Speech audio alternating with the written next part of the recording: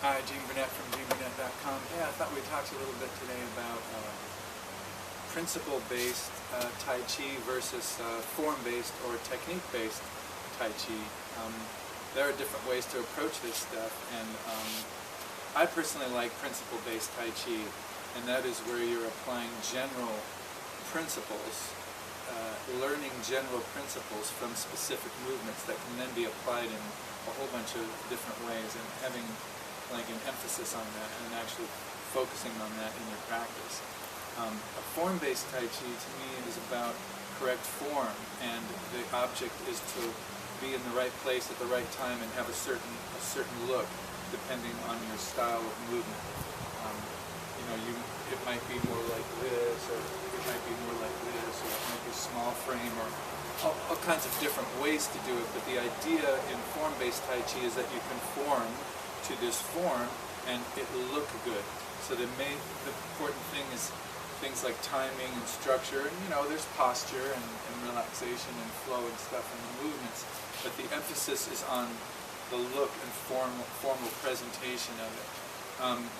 With a more technique-based Tai Chi, you're going to be thinking about what are you doing martially in this movement, and that's the main thing. You're thinking of, like say, a push or a strike over here. You're grabbing their hand, you're stepping behind them, and you're throwing them over your knee, or you're thinking of elbow to the ribs, like they're like this, you're like this. You're thinking elbow to the ribs, or shoulder strike into the body, or hand to the ribs, or striking this way. So you're focusing more on this kind of ripple of power in the movement. But in the technique-based Tai Chi, you're always thinking about what is the application of this movement. When you're doing form-based Tai Chi, you don't even need to know what the movement's for, because you're doing the form. It's almost like a yoga position. It doesn't necessarily have a function. If you're doing technique-based Tai Chi, you see the form as sort of like a catalog of techniques that you're thinking, oh, I will use this, martially in the next, the martial context. So you're thinking about, grab, pull with this hand, push with this hand, turn, settle, or you're ducking underneath something, grab, and boom. So, you're thinking of the movement as what you would do in a fight. This is the technique that you do. Of course, in real life, nothing ever goes as planned, and you could get in a million fights and you'd probably never do a movement that looked like this. So that's why I prefer a more principle-based type of Tai Chi. So the overarching principle in the way that I do Tai Chi is unforced balance. So there has to be an unforced, natural, comfortable balance of the yin and yang, the firm and soft, the aggressive and the neutralizing, and that starts in the foot. So you want a kind of a neutral foot. So your weight's not to the big toe side or the little toe side. Generally, it's down the middle. Your weight is balanced evenly on your foot, so you're not teetering out over your toe or tipping way back on your heel. So you have that. You have this idea of the knees pointing the same direction as the toes, so they're not collapsing inwards. So you have a general principle of knee over toe, and that could be applied in a million different ways. You can move all kinds of different ways, and if you're working on that principle, it'll automatically correct. Anytime you feel it going out or in, you'll automatically correct it because you've been working on it in this specific movement and all the other movements to keep this. The knee over the toe thing also brings up the principle of ward-off energy, or a kind of everybody has their different take, but for me it's a kind of a circular, self-protective way of holding the body, so that force coming inwards doesn't just go right into your center and knock you backwards. It goes through your whole structure. So ward-off energy is what keeps things from getting to the center of an organism. Whatever keeps you from actually not just an organism, anything. It could be a tree or a piece of wood or whatever keeps you from getting to the core of it is its ward-off energy. It can be an electron shell or a cell membrane, or in this case our postural frame. So we want to have lower body ward off in that this isn't collapsed in here. This is always expanded slightly. So no matter what position we're in, we can take force here and here, and this stays put. So so you got neutral foot, you got knees over the toes, you got a lower body ward off. You've also got this idea of loading up one leg so that you can issue to the other.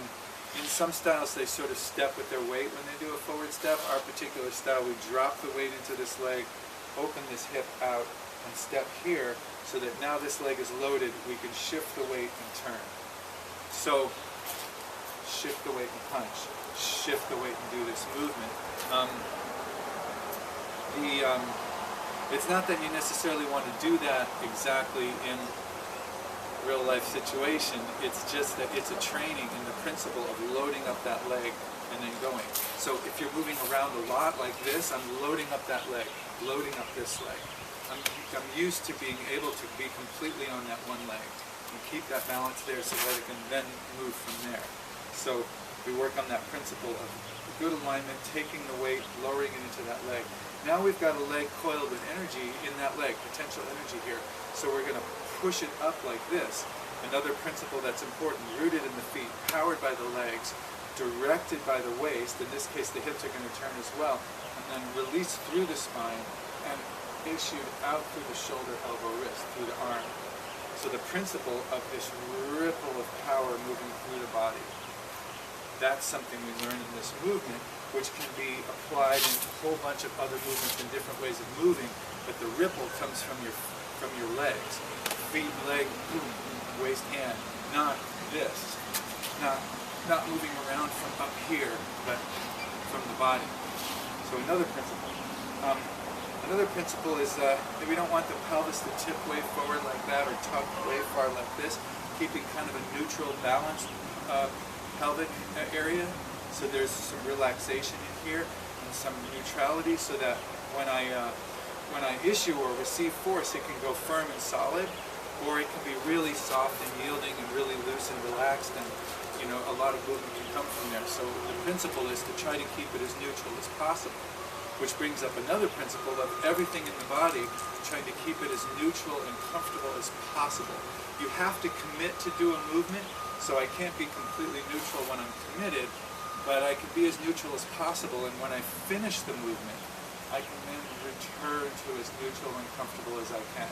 Even though during the movement maybe there's more energy or momentum in this arm coming around, but when I finish it I want to be relaxed.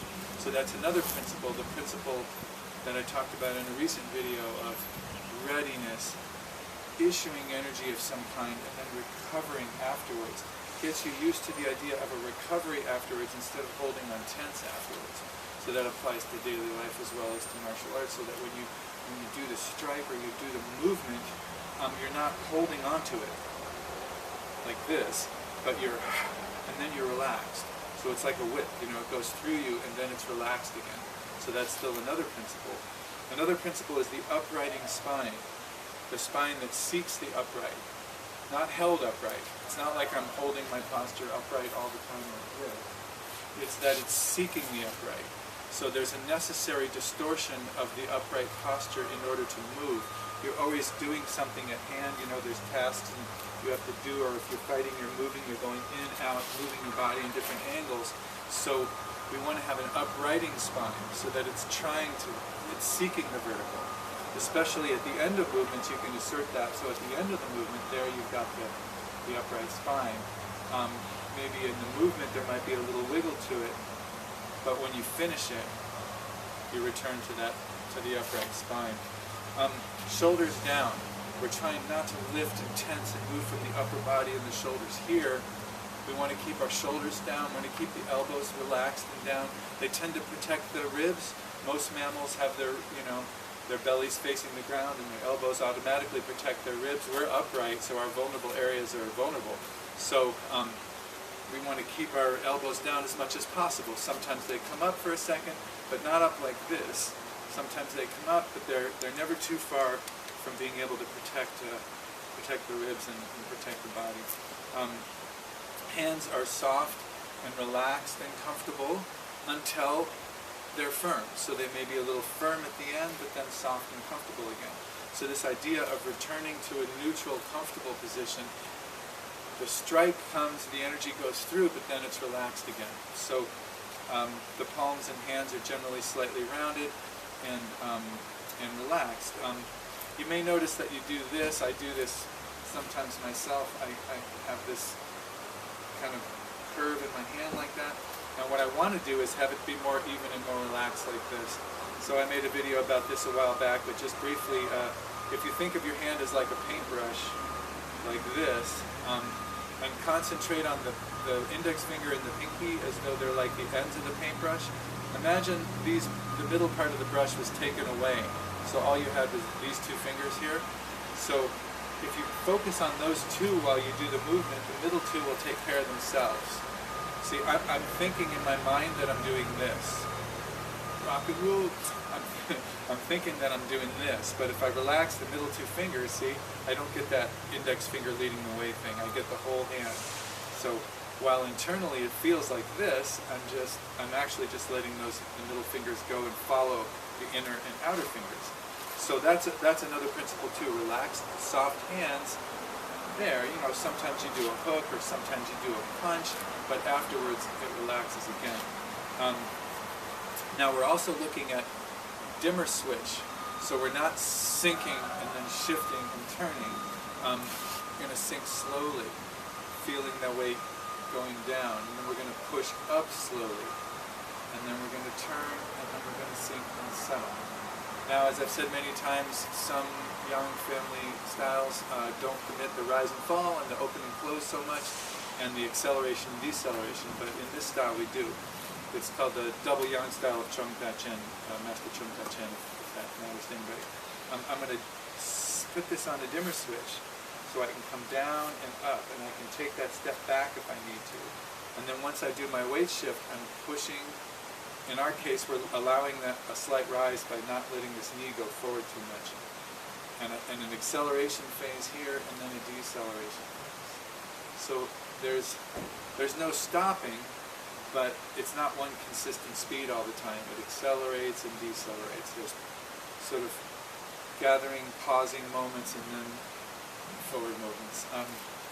But the idea of putting things on a dimmer switch is a nice principle that really applies to martial arts and all kinds of things in life.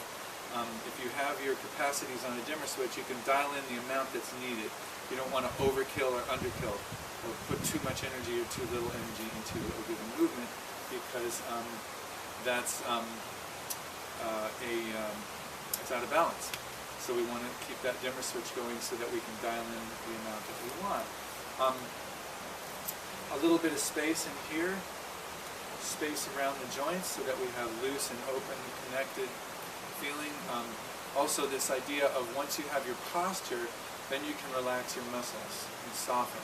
Once the muscles are soft, we can float and suspend the joints a little bit so that we have this open nervous system that can feel and penetrate and listen and coordinate and integrate movements. If the joints are held tight or too slack, that won't work. So another general principle is first establish the structure and the posture and the movement. Then relax and smooth it out so that there's no bumps in the road, right? Then suspend and open and loosen the joints and connect to the breathing. We're exhaling on our issuing movement, inhaling here on the gathering movement, exhaling through that movement. But inside the movement, the joints are loose and relaxed. So while I'm doing this, I could change to something else. I'm not locked into the form or heavy into relaxation. It's both. Form and relaxation, suspended joints so that the breath and the movement can flow more easily. We have another principle of don't block unless it's absolutely necessary. So when I'm doing the turnaround from one of these to the other, I'm thinking about blending with my attack here. So imagine a push on my shoulder here or a strike. I'm blending with it and pulling it past maybe where it wanted to go, stepping in behind and then doing my movement, either a strike or a throw with this hand. But the idea, the principle of it is not block and strike. It's blend, roll, use them, neutralize. anything but just a hardcore straight up block. If you have to block, obviously block. But a principle of Tai Chi is to don't resist what the other person is doing. Use it to your advantage in some way. And by the same token, when you're doing your movement, you're not insisting on it if you meet resistance. If you meet resistance, you use the resistance to do something back to them. Or at least that's the ideal, the principle that we're working on. So another principle is just an even gaze. So we're looking around with an even gaze, not focused hard on any particular thing. So while I'm doing this, I'm keeping a nice, even, open gaze as I look around. So wherever I'm going, I'm not zeroing in, but I'm open. And so when I do that way, then I have a neutral, open gaze, and I'm more apt to pick up what's happening, changes around me. Especially martially, you want to pick up what the other person's doing. So rather than zero in on one little feature, take an open gaze of their whole structure and their whole body, and you can start to read things maybe even before they happen. So those are some principles that come to mind just offhand. I'm sure there are many more, but we're examining these different things as general principles that we learn through this specific movement. Once you know them, you can apply them in a million different ways, and even within your own form, the form can be done different ways depending on what you're working on. Are you working on soft hands? Are you working on long spine? Are you working on dimmer switching the legs? Or are you working on the transfer or ripple of power? As you theme your practice, your form itself will look different.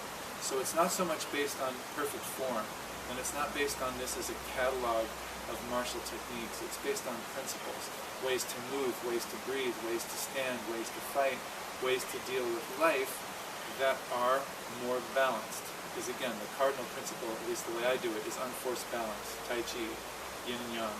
So that's what I call principle-based Tai Chi, and that's a little bit on what that looks like given just a particular movement. So thanks for watching. I appreciate it. If you like this kind of thing, subscribe to my YouTube channel. I do music videos, Tai Chi videos, nature videos, and the occasional stab of humor.